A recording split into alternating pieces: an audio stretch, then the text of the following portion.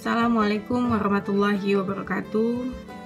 Perkenalkan, nama saya Gusniwati, nomor mahasiswa 197401272. Baiklah, pertanyaan dari ibu dosen yang diberikan kepada kami akan coba kita jawab. Saya jawab, yaitu Undang-Undang Nomor 32 Tahun 2009 tentang Pengelolaan Lingkungan Hidup atau lebih dikenal sebagai Undang-Undang Pengelolaan Lingkungan Hidup UU PLH diundangkan sebagai pengganti dari Undang-Undang Nomor 23 Tahun 1997 sebagai aturan dasar dalam pengelolaan lingkungan hidup. Maka Undang-Undang Nomor 32 Tahun 2009 pada aspek norma hukumnya telah menetapkan adanya sanksi terhadap para pelaku perusak dan pencemaran lingkungan hidup. Sanksi hukuman adalah hal yang sangat urgen dalam suatu undang-undang. Oleh karena dengan sanksilah sehingga suatu undang-undang mempunyai energi yang untuk dilaksanakan. Perbedaan antara perusakan, pencemaran, dan lingkungan adalah kalau pada kasus perusakan lingkungan, maka yang turun kualitasnya atau yang bermasalah adalah seluruh komponen lingkungan, baik yang bersifat hayati maupun fisik, sedangkan pada kasus pencemaran lingkungan, yang bermasalah atau yang turun kualitasnya hanya salah satu komponen saja. Sehingga pada kasus pencemaran lingkungan dikenal istilah pencemaran air kalau yang turun kualitasnya adalah komponen airnya, pencemaran tanah kalau yang turun kualitasnya adalah komponen tanah, atau pencemaran udara kalau yang turunnya itu ada kualitas komponen udara.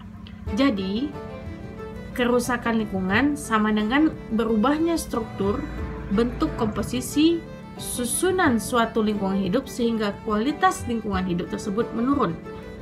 Sedangkan pencemaran lingkungan sama dengan masuknya benda asing ke dalam lingkungan hidup sehingga kualitas lingkungan hidup tersebut menurun. Kalau kerusakan lingkungan yaitu yang disebabkan oleh alam, sedangkan pencemaran lingkungan yaitu yang disebabkan oleh manusia itu sendiri. Nah, hubungan pembangunan dan lingkungan. Pembangunan memiliki hubungan erat dengan lingkungan. Lingkungan merupakan pendukung setiap kegiatan pembangunan. Akan tetapi, apabila pembangunan yang dilakukan ternyata tidak memberi manfaat terhadap lingkungan, maka dapat dipastikan pada pelaksanaannya pembangunan tidak memperhatikan kelestarian lingkungan. Hakikatnya pelaksanaan pembangunan mempengaruhi dan dipengaruhi oleh lingkungan. Ibarat suatu sistem, maka keduanya tidak dapat dipisahkan satu sama lain. Secara umum, pembangunan bertujuan untuk meningkatkan mutu hidup rakyat dan memenuhi kebutuhan dasar yang disebut human needs, rakyat yang lebih baik. Dalam upaya memperbaiki mutu hidup rakyat sebagaimana tujuan dari pembangunan, maka kemampuan lingkungan hidup dalam mendukung kehidupan pada tingkat yang lebih tinggi seharusnya dipelihara dari kerusakan. Pemeliharaan lingkungan hidup diupayakan dalam rangka menghindari terjadinya kepunahan kehidupan. Dengan kata lain, apabila kerusakan dan kemerosotan yang parah pada ekosistem tempat hidup manusia, maka kedepannya kehidupan manusia akan mengalami kesulitan yang banyak. Dalam demikian, dapat dikatakan bahwa pembangunan berkelanjutan tidak terjadi. Pertanyaan selanjutnya yaitu sejarah peraturan perundang-undangan.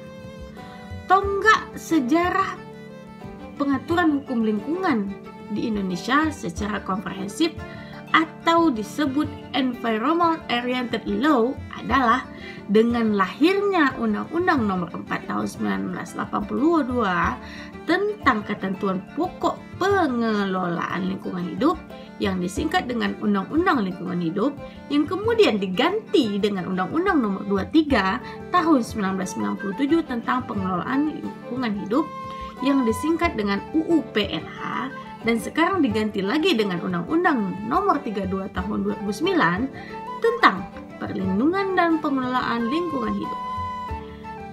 Perbedaan mendasar antara Undang-Undang Nomor 23 Tahun 97 dengan Undang-Undang Nomor 32 Tahun 2009 adalah adanya penguatan yang terdapat dalam Undang-Undang Nomor 32 Tahun 2009 tentang prinsip-prinsip perlindungan dan pengelolaan lingkungan hidup yang didasarkan pada tata kelola pemerintahan yang baik, karena dalam setiap perumusan dan penerapan instrumen pencegahan pencemaran dan atau kerusakan lingkungan hidup serta penanggulangan dan penegakan hukum mewajibkan pengintegrasian aspek transparansi, partisipasi, akuntabilisasi, dan keadilan.